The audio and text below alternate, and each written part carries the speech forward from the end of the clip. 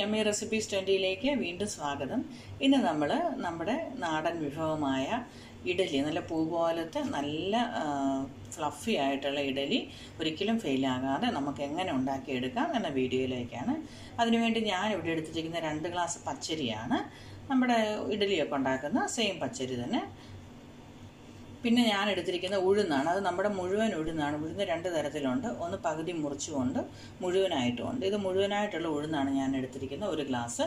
ഈ ഗ്ലാസിൻ്റെ സെയിം അളവിനാണ് ഞാൻ 2 ഗ്ലാസ് നമ്മുടെ പച്ചരി എടുത്തിരിക്കുന്നത്. പിന്നെ ഞാൻ എടുത്തിരിക്കുന്നത് നമ്മുടെ ചോറാണ്. നമ്മുടെ കുത്തരി ചോറ്, ഏത് ചോറാണെങ്കിലും കുഴപ്പമില്ല, ചോറാണ്. അത് ഞാനൊരു 4 ടേബിൾ സ്പൂൺ എടുത്തിട്ടുണ്ട്. അതിനകത്തിട്ട് നമ്മുടെ ഇഡലിയൊക്കെ ഒന്ന് സോഫ്റ്റായി വരാൻ വേണ്ടി. പിന്നെയുള്ളത് ലാസ്റ്റുള്ള ഇൻഗ്രീഡിയൻ്റ് എന്ന് പറഞ്ഞാൽ ഉലുവയാണ്. എല്ലാവരും ഉലുവ ചേർക്കുമെന്ന് എനിക്കറിയില്ല, പക്ഷേ നിങ്ങളിതൊന്ന് ട്രൈ ചെയ്ത് നോക്കണം. ഞാനൊരു 1/4 ടീസ്പൂൺ ഉലുവ അതിനകത്ത് ഇടുന്നുണ്ട്. കൂടരുത് ഉലുവ, കാരണം ഉലുവ കൂടിയാൽ നമുക്കൊരു കയ്പ്പ് വരും. പക്ഷേ ഉലുവ ഇട്ട് കഴിയുമ്പോൾ നമ്മുടെ ഇഡലിക്ക് നല്ലൊരു സോഫ്റ്റ്നെസ്സാണ്. നമ്മൾ സാധാരണ ചോറും നമ്മുടെ ഉഴുന്നും അരിയിട്ട് അരച്ച് വെക്കുന്നതിലും കൂടുതൽ സോഫ്റ്റ്നെസ്സാണ് നമ്മൾ ഉലുവ ഇട്ട് വെക്കുമ്പം. ഉലുവ നമ്മളിതിനിടുന്നത് നമ്മുടെ ഇഡലിക്ക് കൂടുതൽ സോഫ്റ്റായിട്ട് കിട്ടാൻ വേണ്ടിയാണ്. ഇനി നമ്മുടെ ഈ ഇൻഗ്രീഡിയൻസ് എല്ലാം കൂടെ തന്നെ നമുക്ക് ഒന്ന് കഴുകി, നല്ലപോലെ കഴുകി, നമ്മുടെ ഉലുവ വെള്ളത്തിൽ ഇടുമ്പോൾ ഒരു മഞ്ഞ കളർ വരും. ഉലുവായി ഒന്ന് കഴുകി മൊത്തത്തിൽ ചോറും നമ്മുടെ അരിയും ഉഴുന്നും, ചോറും അതിൻ്റെ കൂട്ടത്തിൽ ഇട്ടില്ലെങ്കിലും സാരമില്ല, ഇട്ടാലും പ്രശ്നമില്ല, ഉലുവായും എല്ലാം കൂടെ ഒരുമിച്ച് കഴുകി നമുക്ക് ഒന്ന് വേറൊരു പാത്രത്തിലേക്ക് മാറ്റാം.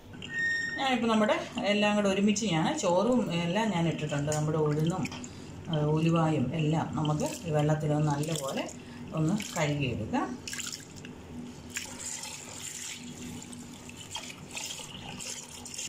നമ്മുടെ ഇപ്പോൾ അരിയും ഉലുവായും ഉഴുന്നും ഞാൻ ചോറും ഇപ്പോൾ അതിനകത്ത് ഇട്ടിട്ടുണ്ട്. എല്ലാം നല്ലപോലെ കഴുകി വെച്ചിട്ടുണ്ട്. ഇനി അത് നമുക്ക് ആവശ്യത്തിന് വെള്ളം ഒഴിച്ച് ഒരു 6 മണിക്കൂർ എങ്കിലും, മാക്സിമം 5 മണിക്കൂറെങ്കിലും നമുക്കത് വെക്കാം. എന്നിട്ട് നമുക്കത് അരയ്ക്കാം.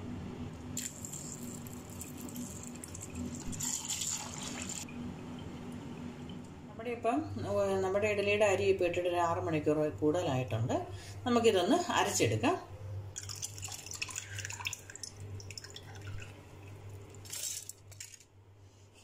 ആദ്യത്തെ ഇപ്പോൾ അരച്ചിട്ടുണ്ട്. അത് ഇഡലിക്ക് അരയ്ക്കുമ്പം ഒരു തരിതരിപ്പ് വേണം. നമ്മൾ ഇപ്പോൾ ദോശയ്ക്ക് അരയ്ക്കുന്ന പോലെ ഒത്തിരി സോഫ്റ്റായിട്ട് അരയ്ക്കേണ്ട. നമ്മൾ ഇഡലിക്കൊക്കെ അരയ്ക്കുമ്പം ഒത്തിരി സോഫ്റ്റായിട്ട് അരയ്ക്കേണ്ട ആവശ്യമില്ല ഇഡലിക്ക്. ഞാനിപ്പോൾ ഒരു പ്രാവശ്യം ഒന്ന് അരച്ച് വെച്ച്, ഇനി കുറച്ചും കൂടെ മാവ് എനിക്കുണ്ട്. ഇത് ഞാൻ ഈ മാവ് ആ രീതിയിൽ തന്നെ അരച്ച് വെച്ചിട്ടുണ്ട്. നമുക്ക് ഇത് ഒത്തിരി ലൂസും അല്ല, എന്നാൽ ഒത്തിരി ടൈറ്റും അല്ലാത്ത രീതിയിലാണ് അത് അരച്ച് വെച്ചിരിക്കുന്നത്. നമുക്കിരുന്നിട്ട് നല്ലപോലെ ഒന്ന് ഇളക്കി വെക്കാം. ഇനി നമുക്ക് നല്ലപോലെ കൈ കൊണ്ടോ സ്പൂൺ കൊണ്ടോ നല്ലപോലെ ഒന്ന് ഇളക്കി വെക്കാം. നമ്മളിപ്പോൾ ആ മിക്സിയിൽ അരച്ചുകൊണ്ട് ആ മിക്സിയുടെ ഒരു ചെറു ചൂട് കാണും. ഒന്ന് മൊത്തത്തിലൊന്ന് ഇളക്കി നല്ലപോലെ വെക്കാം. ഇനി ഇത് നമുക്കൊരു രാവിലെ ഒരു 6 മണിയൊക്കെ ആകുമ്പോഴത്തേക്കും ഉണ്ടാക്കത്തക്ക രീതിയിൽ, ഇപ്പം വൈകിട്ട് അരച്ച് വെക്കുന്നെങ്കിൽ നമുക്ക് രാവിലത്തേക്ക് ഉണ്ടാക്കത്തക്ക രീതിയിൽ ഇതായിക്കോളും. ഇഡലിയുടെ പാകത്തിന് ഇതാണ് വെച്ചിരിക്കുന്നത്. ഇനി നമുക്ക് ഇതൊന്ന് പുളിച്ച് വരട്ടെ. പുളിച്ച് വരുന്നിടം വരെ വെയിറ്റ് ചെയ്യാം. നമ്മുടെ അരച്ച് വെച്ച ഇഡലി നല്ല രീതിയിൽ പൊങ്ങി വന്നിട്ടുണ്ട്. നമുക്കിനി അതിലേക്ക് കുറച്ച് ഉപ്പിടാം. നമുക്ക് ആവശ്യത്തിന് അതിലേക്ക് ഉപ്പിടാം. നല്ലപോലെ ഒന്ന് ഇളക്കി കൊടുക്കാം.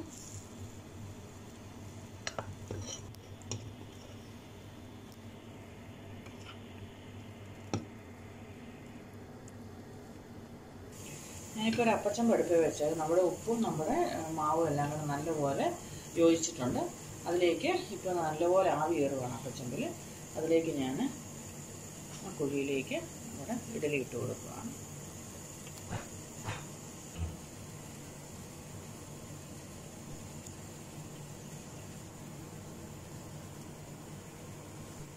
നമ്മുടെ ഇഡലി ഇപ്പോൾ ആയിട്ടുണ്ട്. ഇതിപ്പോൾ നല്ല ആവി ആയിട്ടിരിക്കുകയാണ്. ഇത് തണുത്തിട്ട് വേണം നമുക്കിത് എടുക്കാനായിട്ട്. അന്നേരം ഞാനിത് ഓരോന്നായിട്ട് എടുക്കുവാണ്.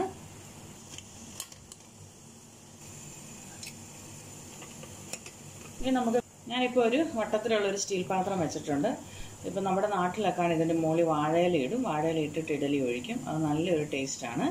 ഞാനിപ്പോൾ നമുക്കിവിടെ വാഴയിലൊന്നും ഇല്ലാത്തതുകൊണ്ട് ഞാനിപ്പോൾ ഈ പാത്രത്തിൽ തന്നെ ഇഡലി ഒഴിക്കുകയാണ്. അന്നേരം നമുക്ക് വേറൊരു ഇഡലിയും കൂടെ കിട്ടും, നല്ല വട്ടത്തിൽ. എന്നാൽ നമ്മുടെ ഇഡലി തട്ടി വെക്കുന്നതിൽ വേറൊരു ടേസ്റ്റിലാണ് നമ്മുടെ ഈ പാത്രത്തിൽ വെക്കുമ്പോൾ നമുക്ക് കിട്ടുന്നത്. വാഴയിലയൊക്കെ ഉള്ളവർ വാഴയിലയൊക്കെ അതിനകത്ത് വെച്ചൊന്ന് ട്രൈ ചെയ്യണം. നമ്മുടെ നാട്ടിലൊക്കെ അമ്മമാരൊക്കെ ചെയ്യുന്നതാണ്.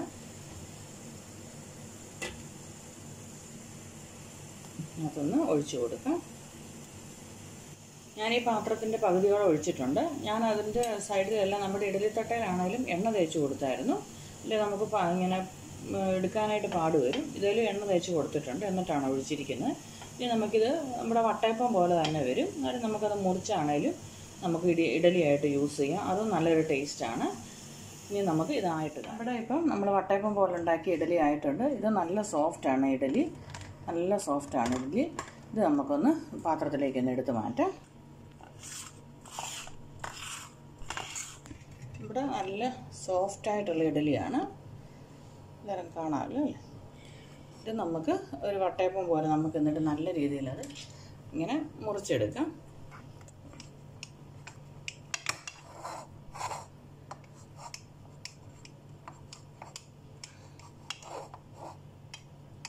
ഞങ്ങൾക്കൊക്കെ ഇത് ഇഷ്ടമാണ് ഇങ്ങനെ ഉണ്ടാക്കുന്നത്. ഇത് വാഴയില ഉണ്ടാക്കാമെങ്കിൽ ഏറ്റവും നല്ല ടേസ്റ്റാണ്. നമ്മുടെ രണ്ട് രീതിയിലുള്ള ഇഡലി റെഡി ആയിട്ടുണ്ട്. ഇതിനകത്ത് നമ്മൾ എക്സ്ട്രാ ചേർത്തിരിക്കുന്ന ഉലുവയാണെങ്കിൽ ഉലുവ ചേർത്ത് എല്ലാവരും ഒന്ന് ചെയ്ത് നോക്കണം. നമ്മുടെ ഇഡലി അന്നേരം എക്സ്ട്രാ സോഫ്റ്റായിട്ട് നമുക്ക് തോന്നും. ഞാൻ വേണമെങ്കിൽ മുറിച്ച് കാണിക്കാം. നല്ല സോഫ്റ്റായിട്ടുള്ള ഇഡലിയാണ്. നമ്മുടെ അപ്പമൊക്കെ നല്ലപോലെ വെന്തിട്ട് നല്ല ടേസ്റ്റായിട്ടുള്ള ഇഡലി. ഇതെല്ലാവരും ഒന്ന് വീട്ടിൽ ട്രൈ ചെയ്യുക, ഫീഡ്ബാക്ക് അറിയിക്കണം. ഇനി നല്ല നല്ല വീഡിയോകളിലൂടെ നമുക്ക് വീണ്ടും കാണാം.